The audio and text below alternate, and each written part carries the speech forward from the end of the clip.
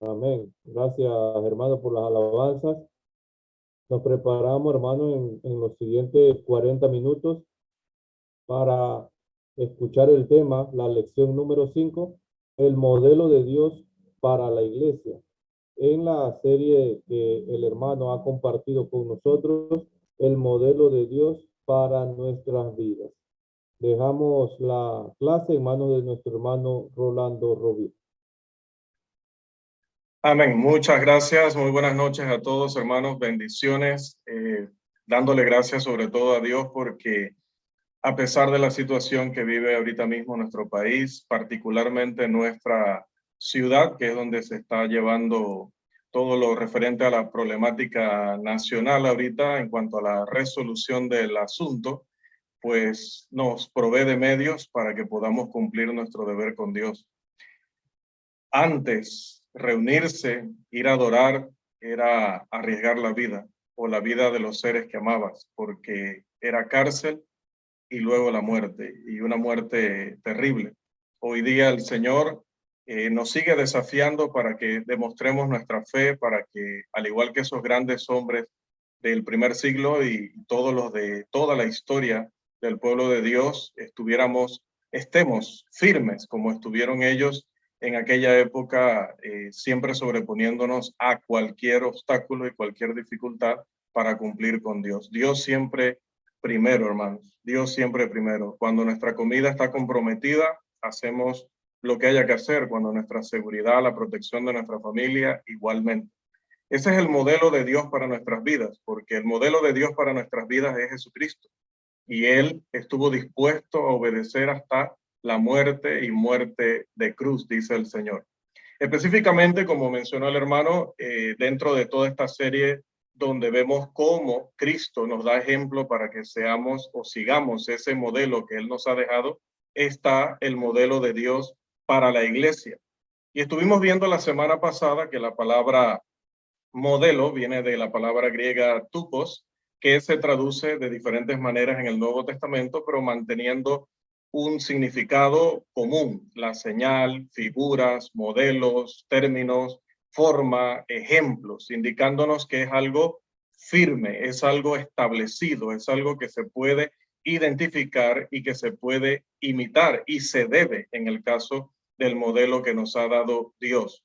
También estuvimos definiendo la palabra iglesia y decíamos que es la institución compuesta de todos los salvos, aquellos por los cuales Cristo derramó su sangre y que a través de la fe y de la obediencia al Evangelio han llegado a formar parte de la familia de Dios.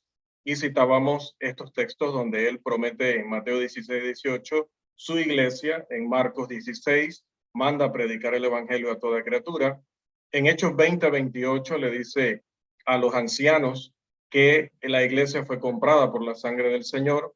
En Hechos 2:47 nos dice que él añadía cada día a la iglesia los que iban siendo salvos. En Primera de Corintios 1:2 se identifica al grupo que se reúne en esa ciudad como todo grupo de creyentes en cada lugar, en cada comunidad, como la iglesia de Dios.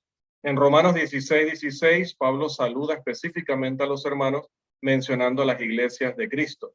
Y en 1:16 dice que el evangelio que ha hecho posible la conversión de esas personas y el evangelio que predica este grupo de personas en el mundo es el poder de Dios para salvación. De la misma manera, en Romanos 6, 3 al 4 nos habla acerca del bautismo y cómo llegamos a andar en una vida nueva, cómo somos hechos nuevas criaturas. Y en los versículos 17 y 18, que hemos obedecido a aquella forma de doctrina. Hay una forma específica de doctrina. Dios no ha dejado nuestra enseñanza, nuestra instrucción a lo que sintamos, a lo que se nos ocurra, a lo que inventemos. No, ya hay una forma y hay que seguir esa forma. En Romanos 10:17 dice que la fe, pero la fe bíblica, no la fe de la que hablan en el periódico, la fe de la que hablan en la televisión, no. La fe bíblica siempre tiene que estar basada en el contenido de la escritura. Por lo tanto, alguien que dice, yo tengo fe que si me voy por aquí, Dios me va a proteger. No, no necesariamente va a suceder que cada vez que nosotros nos enfrentemos al peligro, nos vamos a librar. Más bien, la escritura dice que vamos a enfrentar peligros en el mundo. Algunas veces nos va a proteger, algunas veces tendremos que sufrir ciertas cosas. la enfermedad, todas las cosas que se dan en este mundo, Dios no las va a evitar porque son parte de nuestro crecimiento, son parte de nuestro aprendizaje. En Hechos 2:38 sabemos que aquellos que recibieron el mensaje se bautizaron, se arrepintieron. En Hechos 22:16, Ananías le dice a Pablo que se levante y lave sus pecados a través de obedecer el mandamiento del bautismo. Primera de Pedro 3:21 nos dice que ese bautismo representa la salvación. Romanos capítulo 10, versículo 16 también nos habla de ese evangelio que convierte. Y segunda de Tesalonicenses 1:8 nos dice que aquellos que no crean todo esto que acabamos de resumir y no obedezcan la voluntad de nuestro Señor Jesucristo, pues simplemente van a ser condenados, excluidos de la presencia de Dios y de la gloria de su poder, dedicados a la condenación eterna. También, hermanos, estuvimos viendo que el Nuevo Testamento de Jesucristo, según todas estos pasajes, estas lecturas, es entonces un modelo inspirado, es un estándar, es un patrón, es una regla, es una norma, es una ley, es nuestra doctrina y es nuestro plano espiritual para que nosotros podamos continuar siguiendo la voluntad de Dios, confiando que lo que estamos haciendo, lo que estamos creyendo, verdaderamente le agrada. El Nuevo Testamento de Jesucristo se compone de los principios inmutables. Inmutable significa que no cambia, no se altera por el paso del tiempo, ni por las circunstancias, ni por la cultura. Lo que era verdad en el primer siglo sigue siendo verdad hoy. Lo que era verdad en Palestina sigue siendo verdad hoy en Panamá y en todas partes del mundo. Lo que era verdad para el apóstol Pablo y para el apóstol Juan también es verdad para usted y para mí. Es inmutable. Son verdades absolutas, objetivas y, muy importante, humanamente alcanzables. Dios no nos pide nada que esté más allá de nuestras fuerzas o que esté más allá de nuestra capacidad. Esas verdades son necesarias. ¿Por qué? Porque a través de ellas tenemos salvación, como dicen también todas las citas que tenemos allí a continuación. Recuerde que igual sé que son muchas citas, pero todas las series de estudio que el Señor nos permita compartir con ustedes en la congregación, todas se van a imprimir y se van a tener disponibles allí en el local para que todos también puedan tener su copia. En el caso pues de que usted quiera volver a repasar, quiera tener el material disponible, todo esto va a estar en nuestras manos.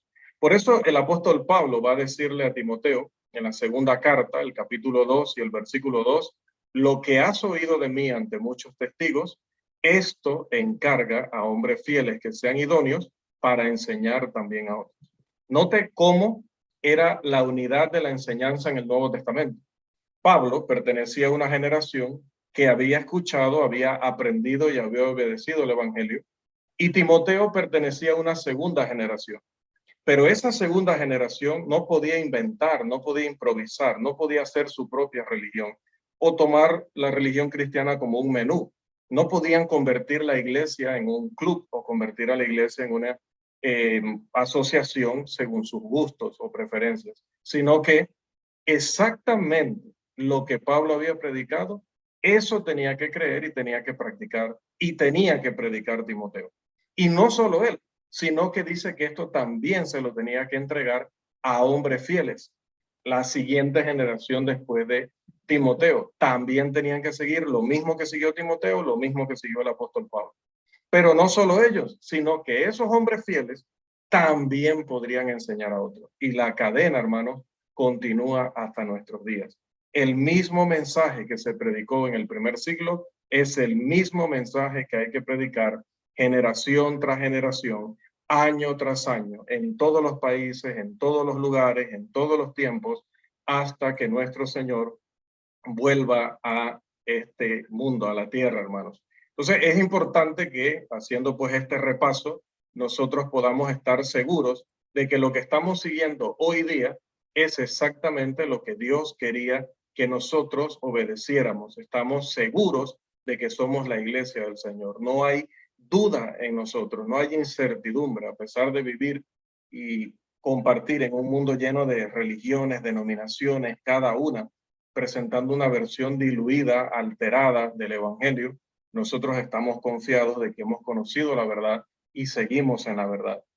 La Escritura dice en Juan 12:48 que Dios ha puesto en manos del hombre un estándar. Jesús dijo, yo no voy a juzgar a nadie en el día final. La palabra que yo he hablado, ella le juzgará. O sea que este libro no es una novela, no es una colección de historias, es un estándar mediante el cual todos tenemos que aprender para practicar, para creer, para predicar, y de no hacerlo, dice que tendremos que dar cuenta, seremos juzgados por el contenido de ese libro.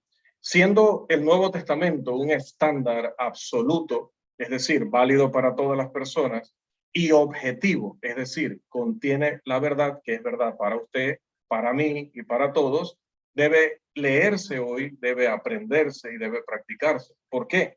Porque también se leerá y se seguirá en el día del juicio final. Y ese día va a tener exactamente el mismo significado que tiene ahora. Note lo que dice el apóstol Pablo en Romanos 14:10.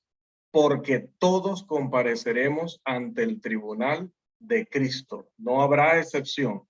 Predicadores, varones, mujeres, jóvenes, todos los que estén en edad responsable, todos los que pertenezcan a la iglesia y todos los que existan en cualquier parte del mundo, sean cristianos o no, tendrán que rendir cuentas ante el tribunal de Cristo en el último día. Además, el apóstol Pablo recalca esta enseñanza en Hechos 17:31, o previo a Romanos ya lo había predicado a los griegos, y en este capítulo de Hechos dice, por cuanto ha establecido un día en el cual juzgará al mundo con justicia. ¿Por qué dice justicia? Porque la justicia es lo mismo para usted y para mí y para los demás. Es la misma medida. No habrá excepciones para mí. No habrá más oportunidades para usted. Ni yo por tener dinero, ni usted por ser bonito, ni el otro por ser mujer, o el otro por ser hombre, o el uno por ser viejo, o el otro por ser joven. Será justo el juicio porque el mismo estándar será válido para todos. Esto significa que en ese día la Biblia, amados hermanos, enseñará exactamente lo mismo que enseña hoy, exactamente lo mismo. Cómo llegar a ser cristiano, cómo vivir la vida cristiana y todos los aspectos del funcionamiento e identidad de la iglesia del Señor. Mateo 24:35, en palabras de nuestro Señor Jesús, promete que el cielo y la tierra pasarían antes de que pudieran pasar las palabras de nuestro Señor. Gálatas, capítulo 1, los versículos 6 al 9, nos dice, estoy maravillado de que tan pronto os hayáis alejado del que os llamó por la gracia de Cristo.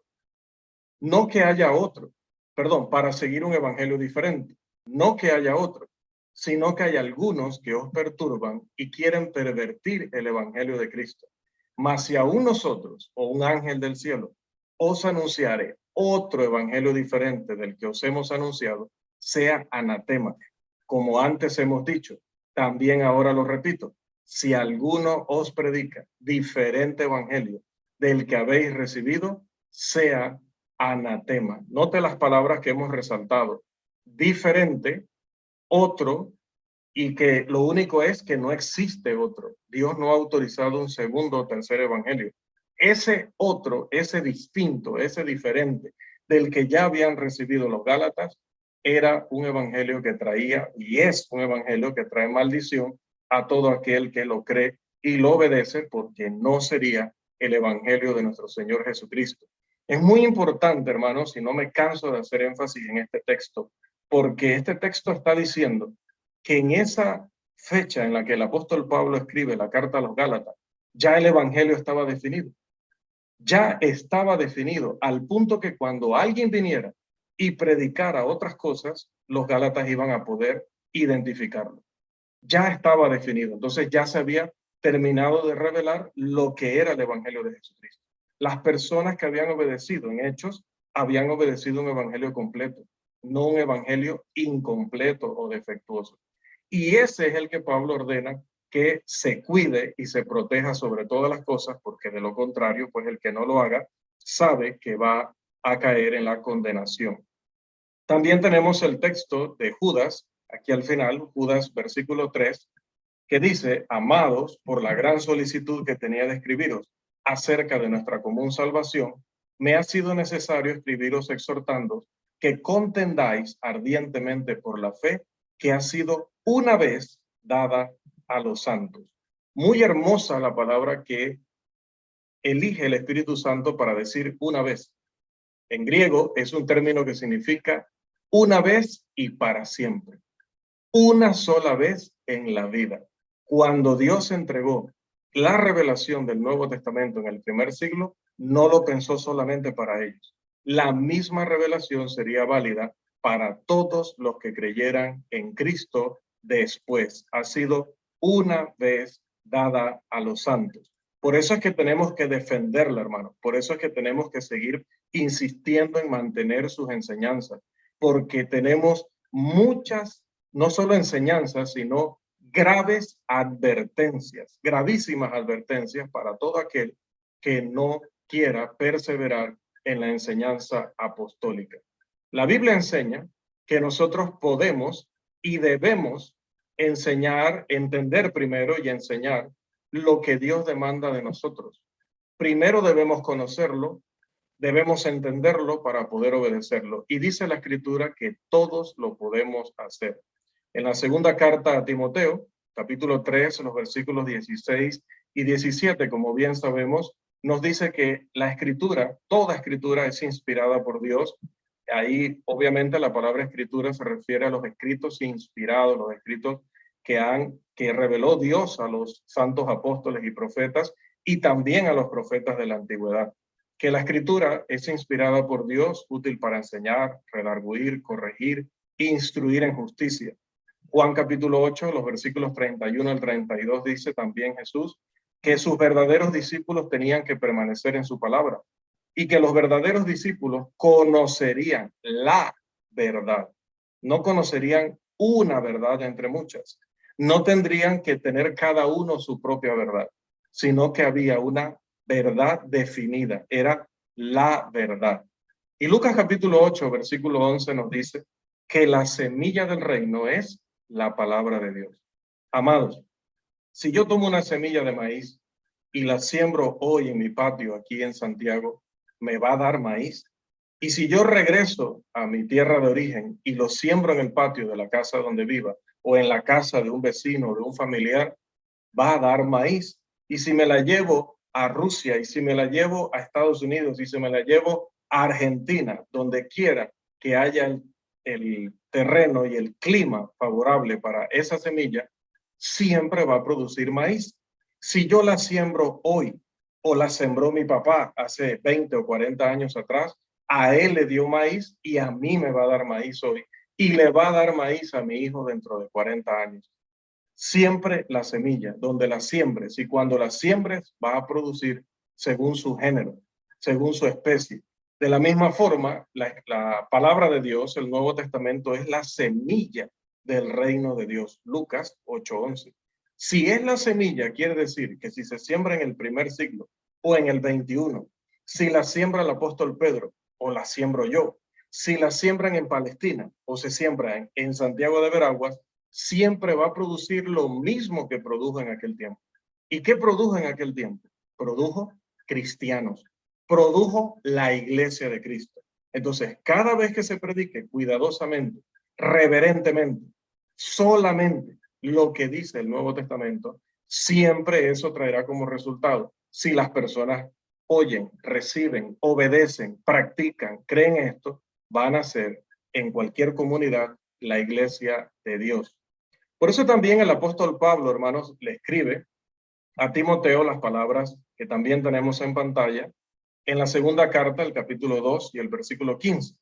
Procura con diligencia presentarte a Dios aprobado como obrero que no tiene de qué avergonzarse, que usa bien la palabra de verdad. Muy importante, dice que usa bien la palabra. Hermanos, siempre les digo, un texto afirma lo que dice, pero también afirma lo que implica o lo que involucra. Si el apóstol está diciendo, le está exhortando a este predicador que use bien la palabra, es porque hay la posibilidad de que alguien predique la palabra usándola mal. Por esto la advertencia de procura con diligencia usarla bien. Luego utilizan nuevamente el artículo definido para hablar de la palabra de verdad. No hay muchas palabras, no hay muchas fe, no hay muchas creencias diferentes que pueden ser unidas para todos ser recibidos por Dios, como en el concepto de la unidad en la diversidad. Vengan, vengan todos, podemos creer cosas diferentes, pero después que estemos unidos en alabar a Dios, en tener fe, vamos a ser salvos. No, hay la palabra de verdad. Y esa palabra de verdad no solo existe, sino que hay que aprenderla bien para poder usarla bien. Por eso hay que entenderla correctamente. Porque si vamos al evangelismo, porque si exhortamos a un familiar y no la estamos usando bien, estamos pervirtiendo el evangelio de Cristo y ya sabemos las advertencias muy graves que hay respecto a esto. También en esa misma carta, la segunda de Timoteo, pero el capítulo 2 y el versículo 2, dice la escritura, lo que has oído de mí ante muchos testigos, esto encarga a hombres fieles que sean idóneos para enseñar también a otros. Lo que habíamos mencionado. Ahora queremos resaltar, esto encarga. Nuevamente lo definido. Esto, no lo que tú quieras, no lo que ellos sientan, lo que ellos piensen en un momento dado en el futuro. No, esto mismo que yo he predicado, esto mismo lo tienes que predicar tú. Y esto mismo le tienes que enseñar a hombres fieles. Y esto mismo le tienen que enseñar ellos a otros hombres. Y así sucesivamente hasta que hasta nuestros días se siga enseñando lo mismo que enseñó el apóstol en el primer siglo. Lamentablemente, hermanos, no todos creen así. Con estos principios bíblicos sencillos, francos, destacados y sinceros que han sido revelados, todos, hermanos, deberíamos entender las cosas de la misma manera. Todos deberíamos aceptar estas instrucciones y vivir de acuerdo a ellas. Pero los falsos maestros, incluso dentro de la iglesia del Señor, se han opuesto de manera agresiva, dogmática, de manera masiva a estas doctrinas cristianas, estas doctrinas bíblicas. En su oposición han cometido algunas contradicciones horrendas, flagrantes, y cuando uno cae en contradicción es porque uno está en contra de la verdad y porque uno está en la falsedad. No puede haber contradicción en la verdad. La verdad se complementa, la verdad no se contradice. Cuando ellos caen en contradicción, demuestran que son enemigos de la verdad. Y quiero mencionar esto, amados, porque esto es una realidad que está muy cerca de nosotros. A veces no sabemos qué tan cerca. A veces hay alguien comiendo con nosotros, hablando con nosotros, llamándonos, escribiéndonos, que está considerando a la iglesia del Señor como una denominación más, como una secta más, que no considera que la iglesia de Cristo es la iglesia del Señor. Esa persona o esas personas están atentando contra la doctrina de nuestro Señor. Esas personas son de las que advertía el apóstol Pablo allá en Gálatas 1, 6 al 9. Y dice que esas personas cargan sobre sus hombros la maldición de Dios. Pero no solo eso. Si recordamos lo que el apóstol Juan le escribió a sus hermanos y a todos nosotros en la segunda carta de Juan, los versículos 9 al 11, los versículos 9 al 11, ahí no hay, solo hay un capítulo. El apóstol dice que si alguno viene a nosotros y no trae esta doctrina, que esto no lo hemos leído de ningún otro libro que no sea la palabra. Si alguno viene a vosotros y no trae esta doctrina, no le recibáis en casa, ni le digáis bienvenido.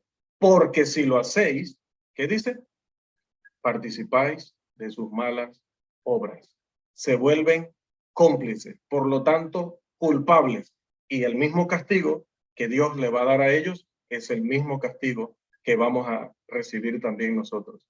Hermanos, como siempre digo, me gusta enfatizarlo, no hay que ir a una escuela de predicación para entender ese texto.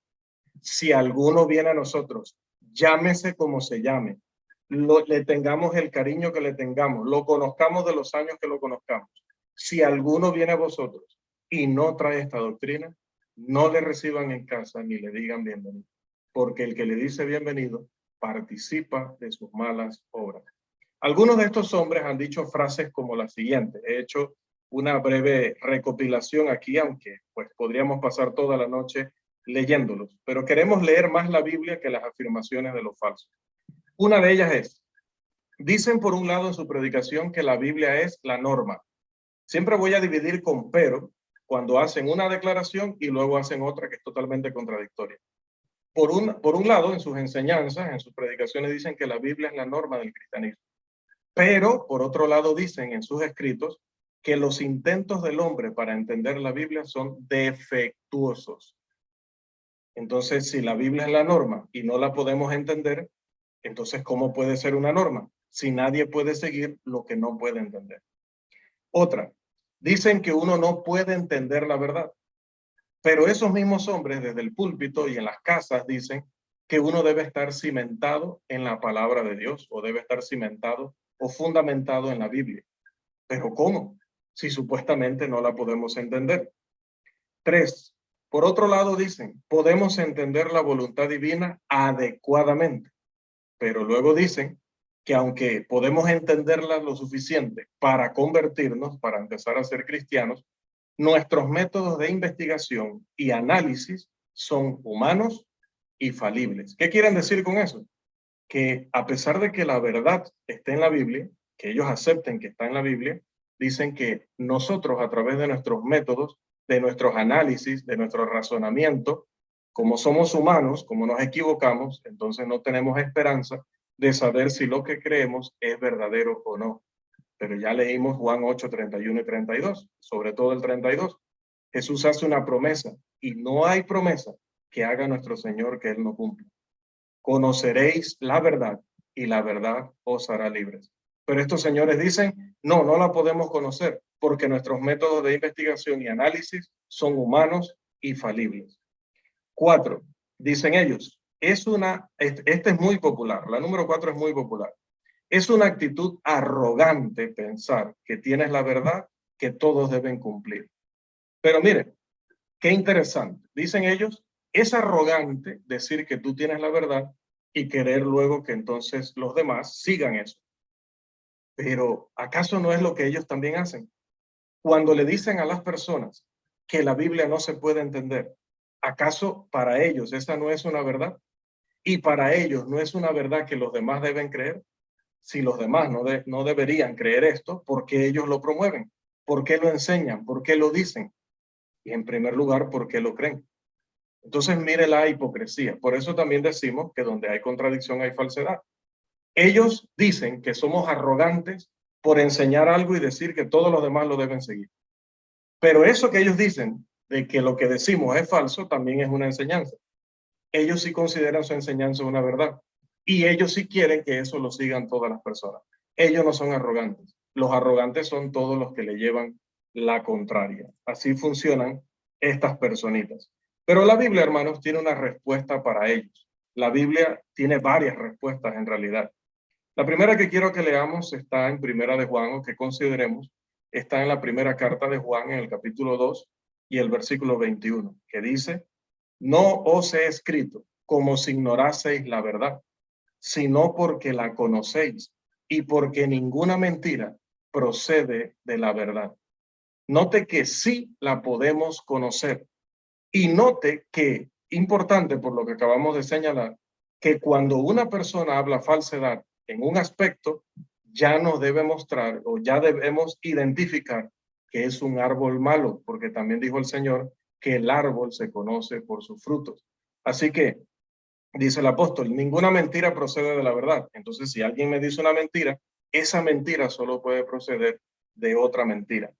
También el salmista escribió unas palabras que son muy valiosas para aquellos que ya no quieren amar la palabra de Dios como la amaron los cristianos en el primer siglo. Dice el salmista, oh, cuánto amo yo tu ley, todo el día es ella mi meditación. Me has hecho más sabio que mis enemigos con tus mandamientos, porque siempre están conmigo.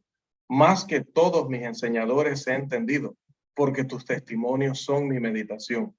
Más que los viejos he entendido, porque he guardado tus mandamientos. De todo mal camino contuve mis pies para guardar tu palabra.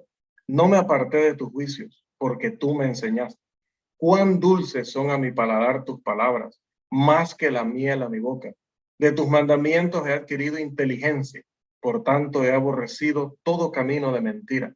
Lámpara es a mis pies tu palabra y lumbrera a mi camino. Salmo 119, los versos 97 al 105. Pero no solamente el salmista, también el sabio en Proverbios, declaró en Proverbios 2, 1 al 6, Hijo mío, si recibieres mis palabras y mis mandamientos guardares dentro de ti, haciendo estar atento tu oído a la sabiduría, si inclinares tu corazón a la prudencia, si clamares a la inteligencia y a la prudencia dieres tu voz, si como a la plata la buscares y la escudriñares como a tesoros, entonces entenderás el temor de Jehová y hallarás el conocimiento de Dios, porque Jehová da la sabiduría y de su boca viene el conocimiento y la inteligencia. Amados, ¿a quién le vamos a creer? ¿A los que nos dicen que no podemos aprender la verdad? ¿A los que nos dicen que no podemos conocer la voluntad de Dios? ¿A los que nos dicen que nuestros métodos, análisis, razonamiento nos va a llevar siempre a error y que nunca podremos estar seguros de la verdad de Dios? ¿O le creemos a Dios que nos dice todas estas bellas palabras y exhortaciones?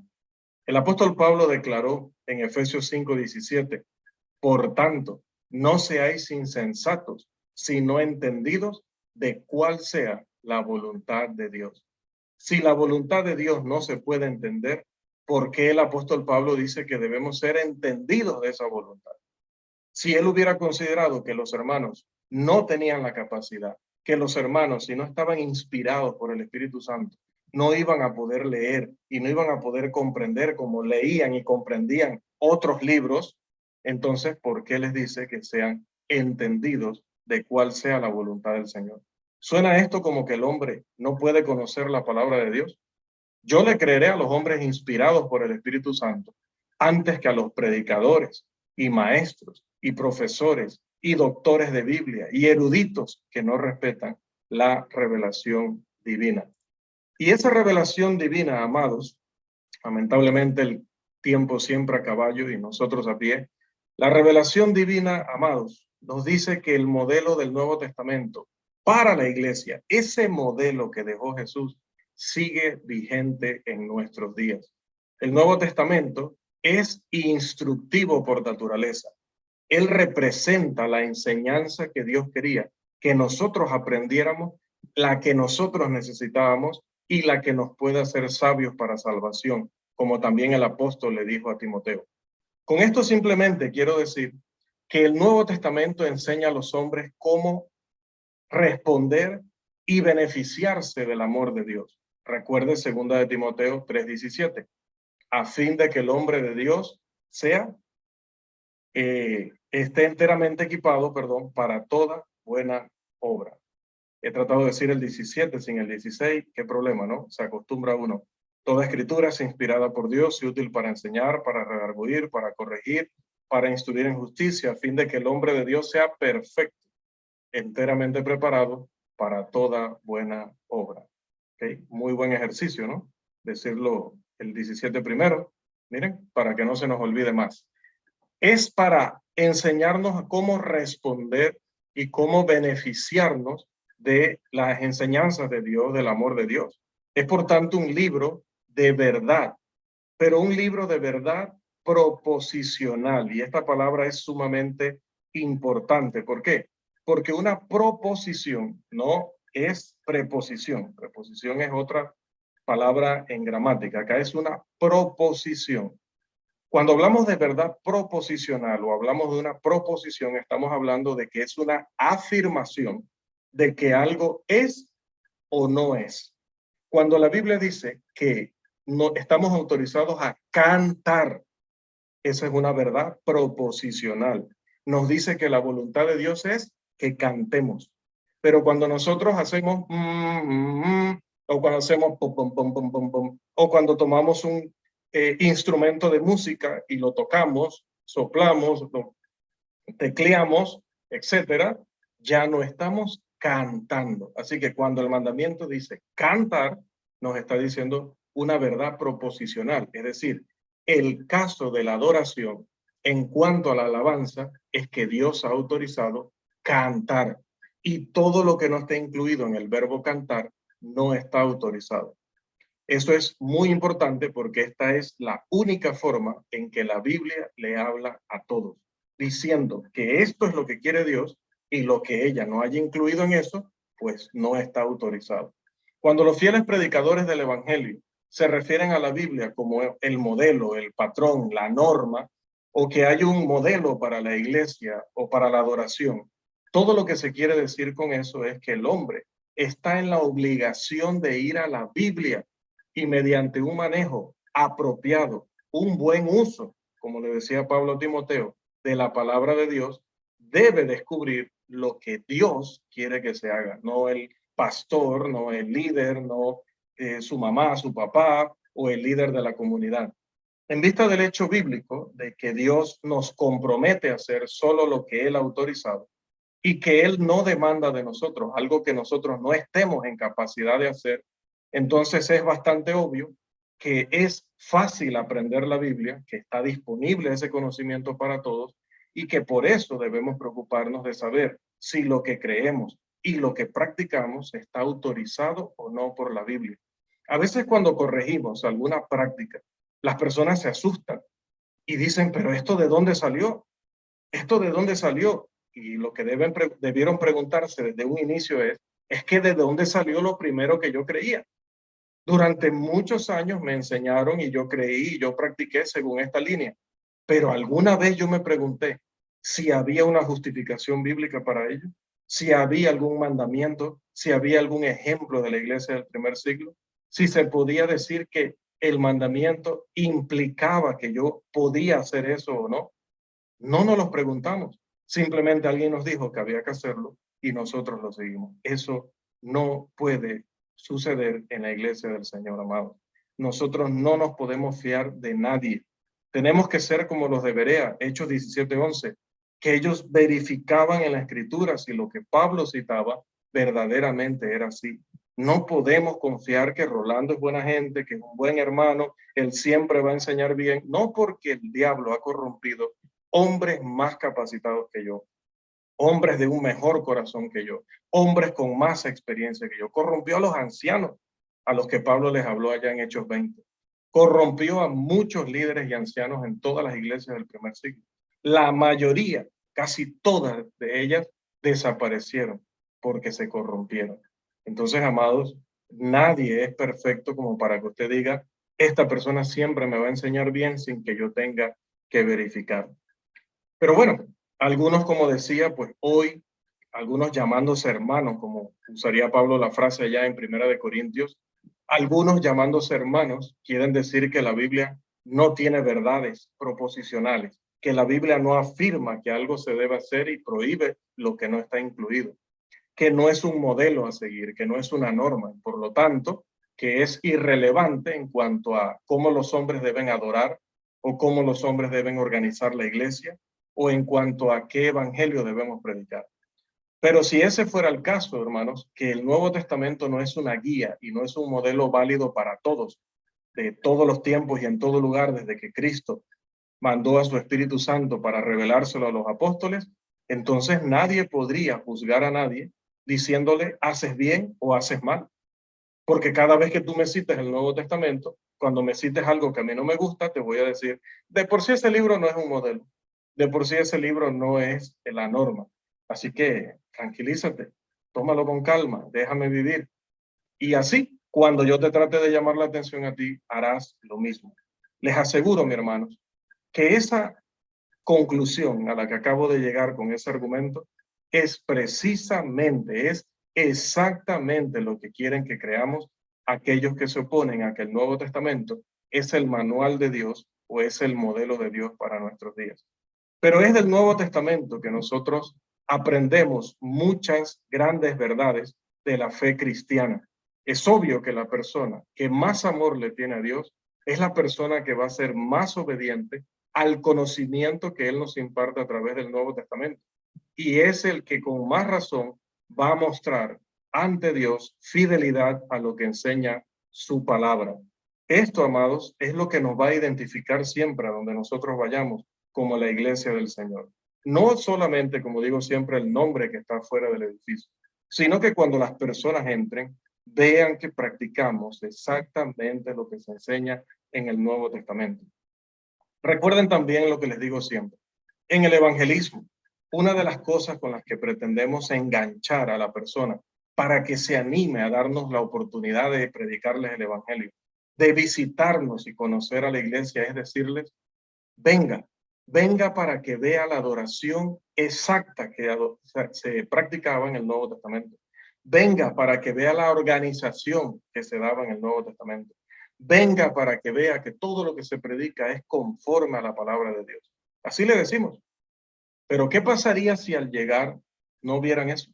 ¿Qué pasaría si al llegar cada uno se levantara y diera alguna enseñanza según lo sienta en su corazón? ¿Qué pasaría si nosotros nos guiáramos por visiones modernas o profecías modernas? ¿Qué sucedería? Entonces seríamos cualquier cosa, menos la iglesia del Nuevo Testamento. No coincidiría nuestra enseñanza, no coincidiría nuestra práctica con lo que la persona ve en la Biblia. Por lo tanto, ¿cuál sería su conclusión?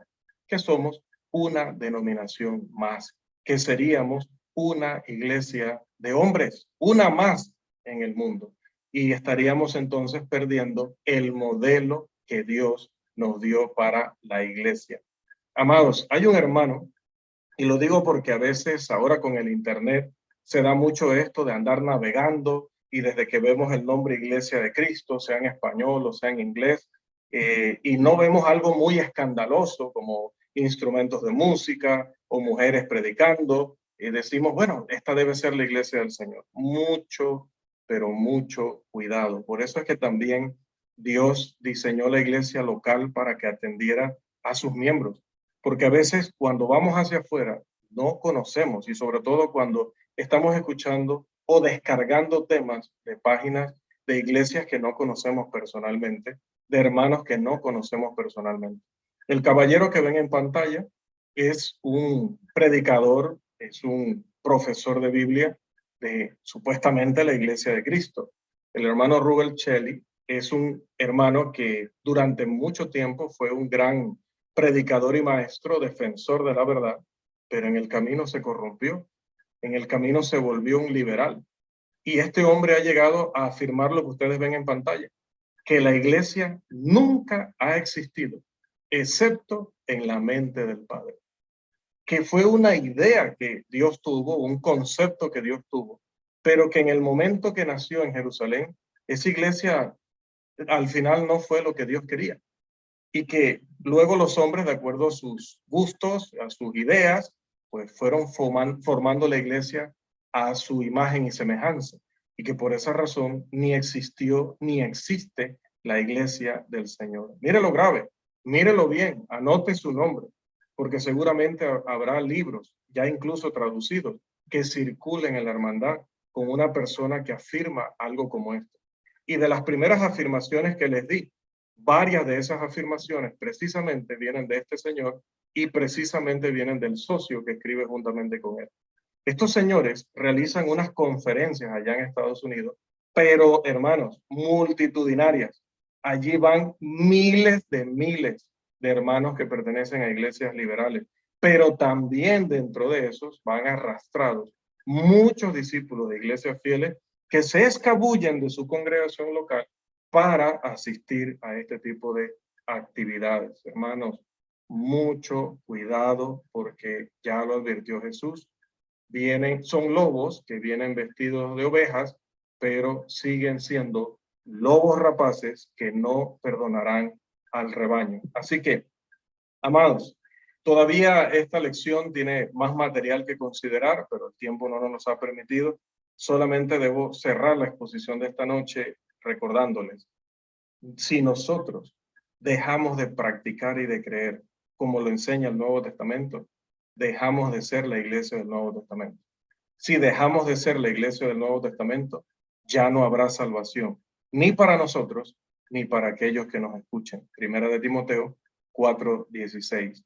Sigamos creyendo, sigamos leyendo, creyendo, obedeciendo y predicando lo que nuestro Señor Jesús, a través del Espíritu Santo, en sus santos apóstoles y profetas, nos reveló en el Nuevo Testamento. Que el Señor les bendiga inmensamente.